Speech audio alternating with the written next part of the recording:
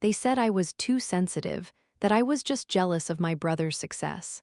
I stayed quiet, built my own path. When he got fired for fraud, my parents asked me to help him get back on his feet. I sent them a link to a Resume workshop, nothing more. They said I was jealous. Not outright, not in those exact words, but it was always there under the surface of everything. Every compliment to him came with a dig at me. Every brag, every toast, every proud smile, they delivered it like a reminder. Look at him. Why can't you be more like him? At family dinners, my dad would go on about my brother's job. He's already managing a team, he'd say, as if that meant something without context. They gave him the corner office. Can you believe that, at his age? My mom nodded along, eyes glowing. They trust him with everything, big accounts. Big clients, he's just got that kind of presence. I sat there with my fork in my hand, chewing slowly. They never asked about my work. If I mentioned something, a small win, a new client, a project I was proud of, they'd smile politely and move on. That's nice, sweetie. So anyway, your brother just closed a deal with some European firm. It's all very high level. He might get promoted again. Sometimes they'd bring him up even when he wasn't around. Just casually, like it was normal. You know, your brother says you take things too personally, my dad said once, like he was helping. He says you overthink. You could learn a lot from how he handles pressure. I didn't respond. I just nodded, smiled, and refilled my glass. He wasn't some genius. He just knew how to talk. How to wear a suit, repeat jargon, say things confidently even when they didn't mean anything. He was slick. That was his real skill, making people think he knew what he was doing. They fell for it every time. I remember one time, Christmas Eve, I brought a bottle of wine from a vineyard I'd worked with on a campaign. Small thing, but I was proud of it. My mom thanked me, set it aside, and within 10 minutes she was talking about how my brother had been invited to some conference in Singapore. Global talent, she said, beaming. They're grooming him for real leadership. I had to laugh. I excused myself to the kitchen. My aunt followed me in and said, "You okay?" I said I was fine. She smiled gently. "You're doing great too, you know." Too, as if I was the footnote. He could have been selling sand to people on a beach. They'd still say he had a gift. Once, at a barbecue, my dad told a family friend, "We're so lucky. Our son's really going places. Our daughter's steady." Practical. Steady, practical, I smiled through it, ate my burger, said nothing. They said I was sensitive, said I should be proud of my brother, not petty, said I was too quiet sometimes, that I needed to show more confidence. Network more. Be more open. What they meant was, be more like him. I never argued, never defended myself, I just smiled and nodded. It was easier that way. Let them talk. Let them play out the script they liked best, him as the success story, me as the quiet one who didn't quite measure up but took it well. At dinners, I passed dishes, laughed when I was supposed to, responded with "that's great" every time they told me what my brother was doing. I never asked follow-up questions, never tried to match his stories. That wasn't the point anyway. Group chats were worse. Every article about his company got dropped in with a string of clapping emojis. "Look who made the news again," or "this is why we're so proud." I'd type "nice," or sometimes just react with a thumbs up. No one noticed. I never added anything else. One time I posted about a campaign I worked on, a short line, no hashtags, got one heart from my cousin. My mom messaged me privately, "Proud of you too, sweetheart." Two again. I stopped bringing things up. There was no point. I'd say I got promoted and my dad would ask, "Is it a management role?" I'd say I picked up a new client and my mom would say, "Do they do anything international?" I let them fill in the silence however they needed. I played the part. Thanksgiving, I helped set the table. Listened while my brother talked over everyone, told the story of how he fixed a failing team. It was a story I'd heard before, just dressed up with bigger numbers. My parents ate it up. My aunt smiled at me like she felt sorry. I refilled wine glasses. I learned how to sit in a room full of people who loved me conditionally. I learned how to keep my voice light, my answers short. I smiled through lectures about ambition from people who had no idea what I was building. I nodded. I kept the peace. I gave them what they wanted, a daughter who stayed in her place. He could do no wrong. That was the unspoken rule in our house. If he failed, it was someone else's fault. If he succeeded, it was proof of who he was: brilliant, driven, destined. When he landed his first job out of college, they celebrated like he'd cured a disease. My mom threw a dinner. My dad gave a toast. "He's already doing things I never dreamed of at his age," he said, glass raised. Real leadership potential. I was sitting 2 seats down. I just wrapped a 6-month project for a client 10 times bigger than anything my brother's company handled. They didn't ask about it. When he missed a family event because of work, they said it showed how committed he was. When I missed one because I had a deadline, my mom called me the next day and said, "You've got to make time for the people who matter." He could interrupt, talk over people, show up late, it didn't matter. He was confident, charismatic, a natural. I once watched him show up 45 minutes late to my dad's birthday dinner, give a weak excuse, and still walk away with all the attention. My mom sat next to him the whole night, beaming. I brought a gift. Paid for the cake? No one mentioned it. When we were kids, it was the same. He got away with skipping chores, mouthing off, slacking on schoolwork. I didn't. I followed the rules, got straight A's, stayed quiet. My rewards were silence. His were applause. Even now, years later, nothing had changed. He got the best pieces of them: the benefit of the doubt, the unconditional support, the second chances. I got caution, critique, advice I didn't ask for. He messed up once at work, missed a deadline, cost his team a deal. My dad called it a learning experience. When I had a rough week and said I might take a few days off, my mom said, "Don't lose your edge." People notice. They always noticed me in the wrong moments, too quiet, too tense, too distant.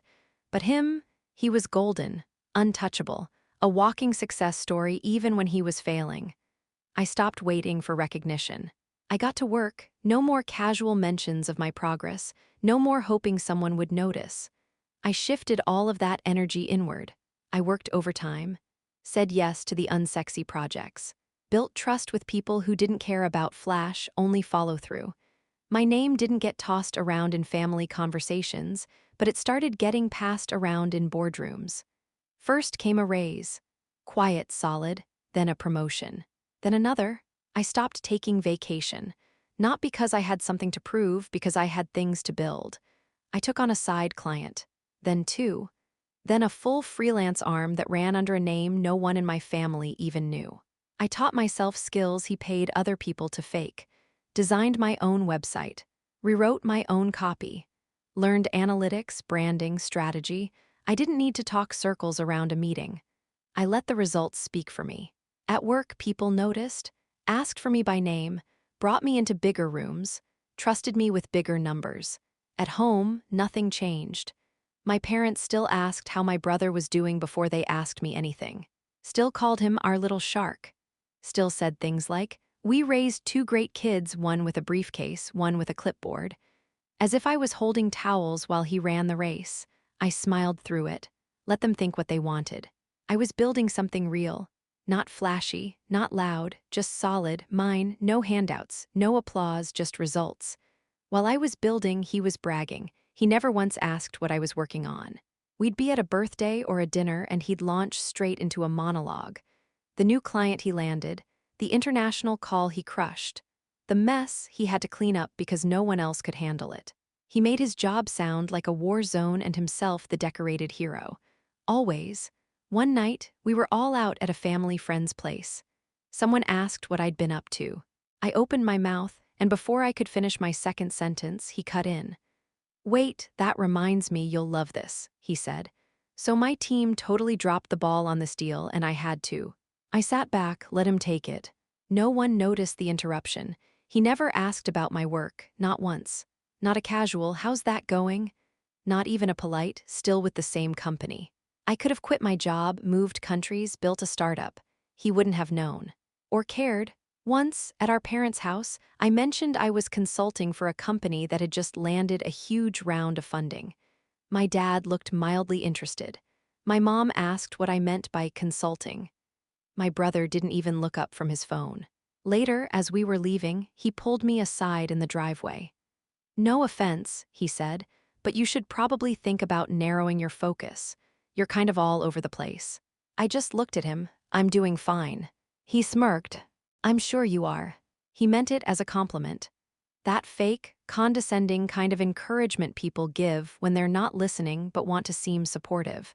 He always talked like he was the standard, like everyone else was just circling his orbit. He never asked what mattered to me, never asked what I was building. He assumed I had nothing worth knowing. Anytime I pulled back, they said I was distant. If I didn't respond in the family group chat right away, my mom would text separately. "Everything okay? You've been so quiet lately." If I skipped a dinner, it became a conversation about how I never make time anymore. When I set boundaries, they called it cold. Once, after a long week, I told them I wasn't coming to Sunday lunch. No excuse, no fake story, just said I needed the time. My dad sighed on the phone, said, "You know, you never used to isolate like this." Like protecting my time meant shutting them out. Like choosing myself meant something was wrong. When I didn't ask my brother about his latest job move, my mom said, "I know it's hard sometimes, seeing someone else thrive." I had to bite my tongue. I'd just landed a contract triple the size of anything he'd touched. They called it sensitivity, resentment.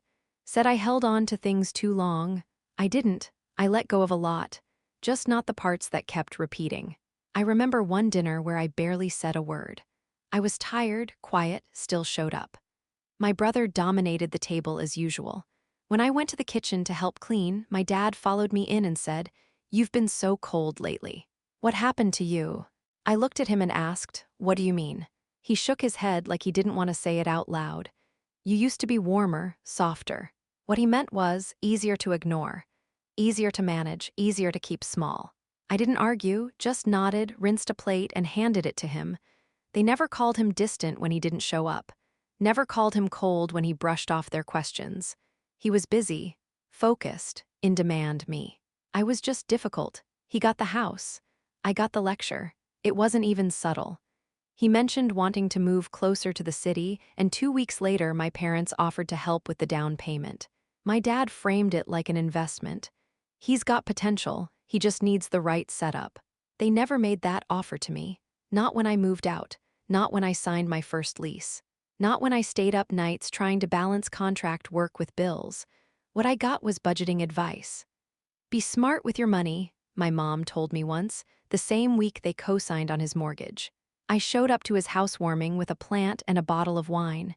He gave me a tour like a realtor, talked about the finishes, the neighborhood, the space for future possibilities. I said it was nice. He said, "I mean, it's not forever, but it's a start." When I brought it up later, not even to complain, just to ask how that happened so fast, my dad said, "It's not about fairness. It's about need." He was in a situation. So was I, just quieter about it. They helped him buy a house. When I asked if I should leave my full-time job to go freelance, they said I should think about stability. He got money. I got warnings. When he crashed his car, they paid the deductible and told him to be careful. When mine broke down, my mom said, "You should really start putting money away for these kinds of things." He got a job referral through one of my dad's friends once, no interview, just a favor. When I asked if that friend's company was hiring again a year later, my dad said, "It's not good to rely on connections. You should earn it." They made sure he had everything he needed to stay one step ahead. They made sure I learned how to figure it out on my own. While I stayed focused, he coasted. Deadlines didn't mean much to him. He'd miss them, then spin some clever excuse. Something about waiting on someone else or prioritizing a higher-level issue. People believed him, at least the first few times. He had a way of sounding convincing even when he was bluffing. He treated work like it owed him something, like just showing up was enough. And when that stopped working, he leaned on charm, took credit for other people's ideas, delegated the hard parts, then posted the results on LinkedIn like he'd built it from scratch. At home, they treated it like ambition. "He thinks big," my dad said once, after my brother quit his second job in under a year. "He just hasn't found the right fit." I'd worked at the same company for 5 years. No one called that stability, just safe. My brother went through jobs like jackets, always outgrowing them, always blaming office politics or weak leadership. My mom said he just needed the right environment to shine. I'd see him at family dinners, bragging about how he barely had to work and still pulled in bonuses. Everyone laughed. I didn't. He never planned ahead. Always assumed someone would cover for him, fix it, find him a way out. And someone always did. A manager, a friend, our parents. I saw the pattern years before it caught up to him. I was up late submitting proposals, balancing contracts, double-checking deliverables. He was posting selfies at networking events, pretending that being seen was the same as getting results. The difference was, I knew no one was coming to save me. He always assumed someone would. Then the rumors started. Not from our parents, of course. They still thought he walked on water. But whispers started showing up in places he couldn't control. A former coworker of his messaged me out of nowhere. Just a vague note. Hope you're doing well. Your brother's still at Axis? Wild place. That was the first red flag. Then another one. A client I used to freelance for mentioned his company during a catch-up call.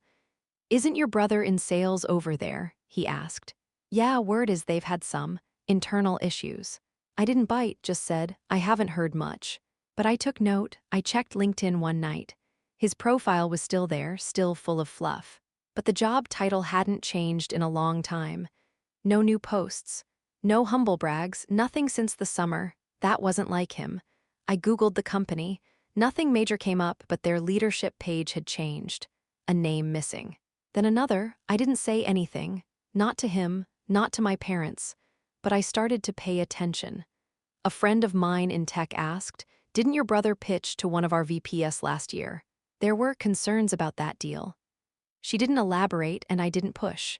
I didn't need the details. I knew how he operated. I knew how much he talked, how little he followed through, how fast he moved when things started slipping. I'd always wondered when it would catch up to him. Now I was watching it happen. Even then, I didn't say a word. I could have. I had enough pieces to start putting the story together. Enough secondhand comments, enough gaps in his version of things. I could have called our parents, laid it all out, the pattern, the trail, the way it was all starting to fall apart. But I didn't, not because I cared, because I didn't. I stayed out of it, sat on the sidelines like I always had. Let them think I was still the quiet one, the one too focused on work to notice anything else. Let them underestimate me. Again. There were moments where I wanted to break it open. When my dad started bragging about how my brother was in line for a big promotion, I almost said something. Almost asked, oh, at which company? But I didn't. When my mom said she was proud of how he always landed on his feet, I nearly laughed. Nearly reminded her who kept cushioning the fall, but I bit down on it. Let the lie hang in the air, because it wasn't my job to expose him. Let him dig the hole, let him smile through it. Let them keep buying the story. They made their choice a long time ago. They wanted a golden child. They got one. I just made sure I had nothing to do with the cleanup. Then he got fired. It happened fast. One day he was still bluffing his way through team calls and posting vague hustle quotes online. The next, he was locked out of his email and escorted out of the building. I didn't find out from him. My mom called. Her voice was shaky, but not panicked, not yet. Something's going on with your brother's job, she said. He says it's just a misunderstanding. That word again. Later that day, I heard from someone I knew in legal, quiet, off the record. Internal audit, fraud allegations, misuse of company funds, nothing official yet but enough to get him walked out. I said, got it, and left it there. By the weekend, everyone knew, not the full story, but enough. My dad didn't say much, which told me everything. Normally, he'd be talking strategy, spinning the narrative. This time, he was quiet, heavy. My brother didn't reach out, not directly, but I watched it unfold from the outside. A few of his old posts got deleted. His company bio disappeared. Comments on his last announcement, big things ahead, stopped coming in. I knew the pattern. He'd go underground for a bit, then try to reemerge with some vague consulting gig.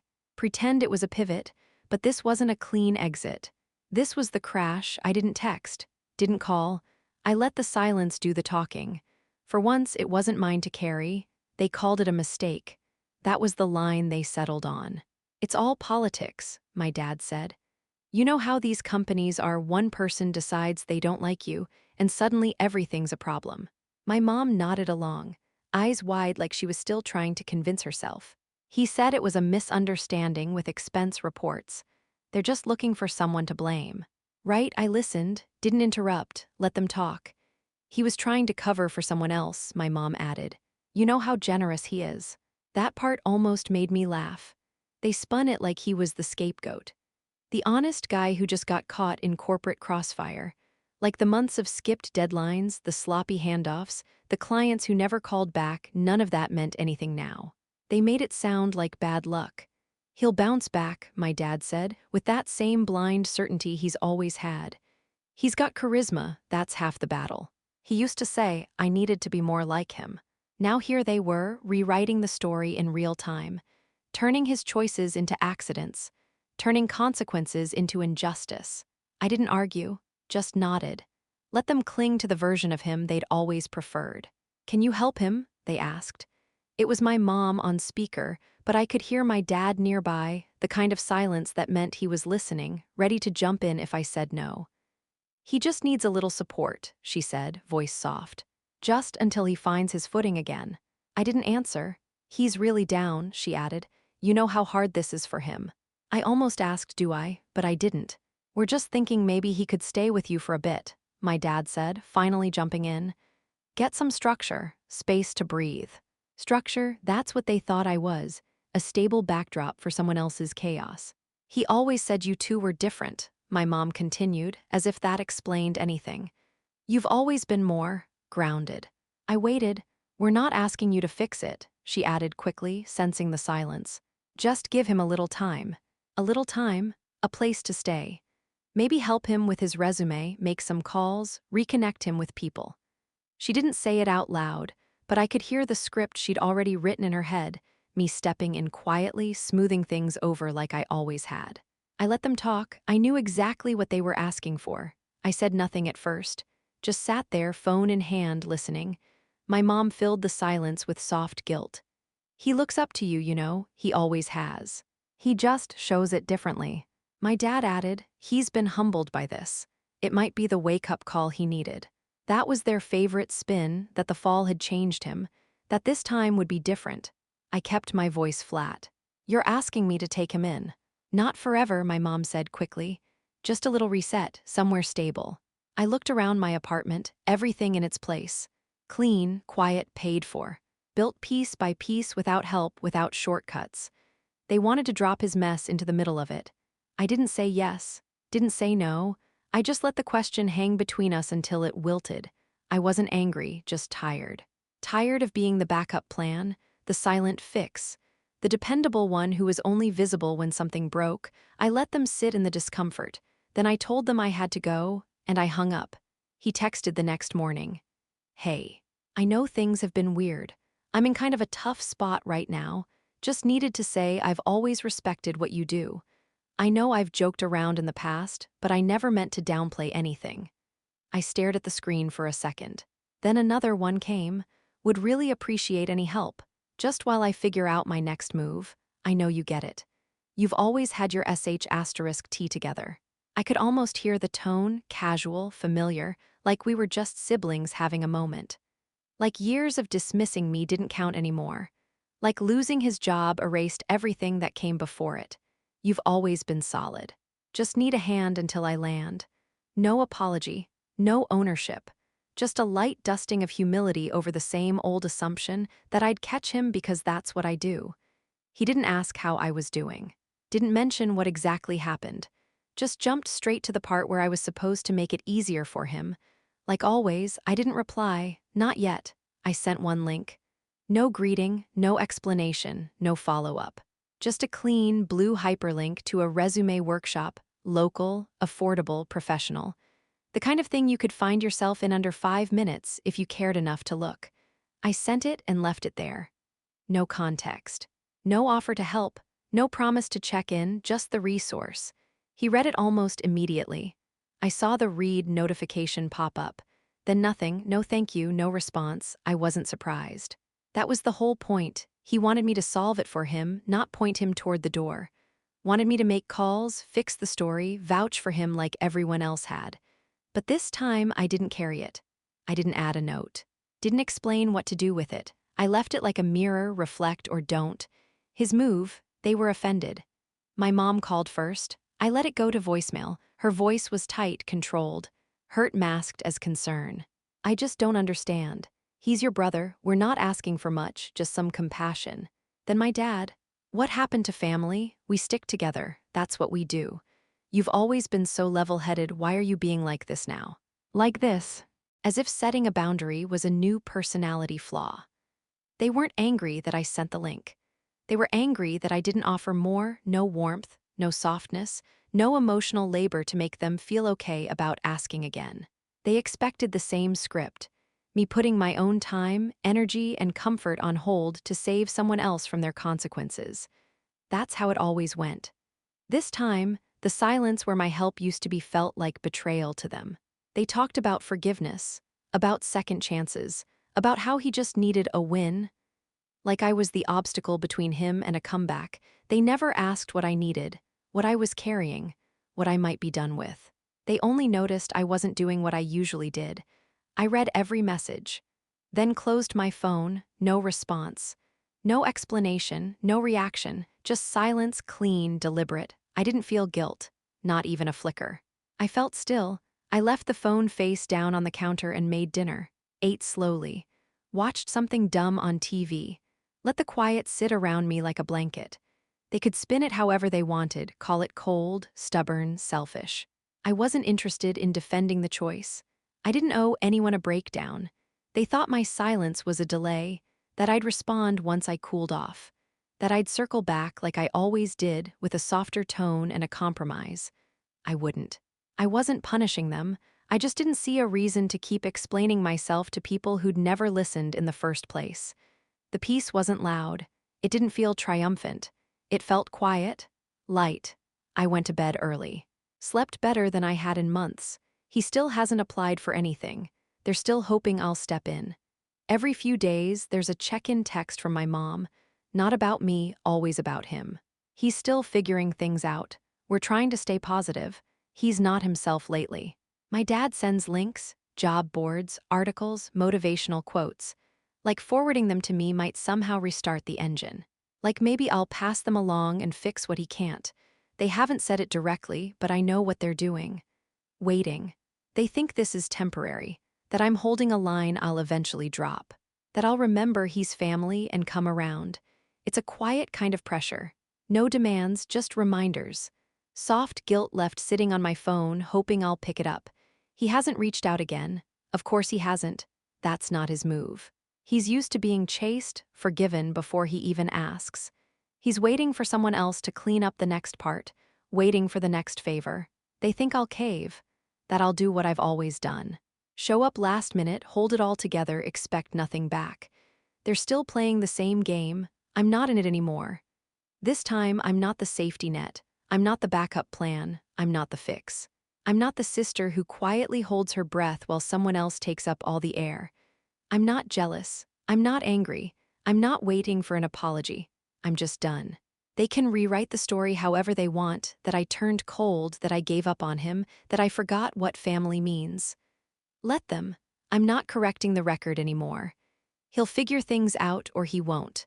That part's not mine. I'm still working, still building, still showing up for the life I made with no shortcuts, no handouts, and no need to be seen. There's peace in the space they used to take up. No drama, no closing speech, just quiet, and I'm keeping it. Thank you for watching. Please do not forget to like, comment, share, and subscribe. I love you all.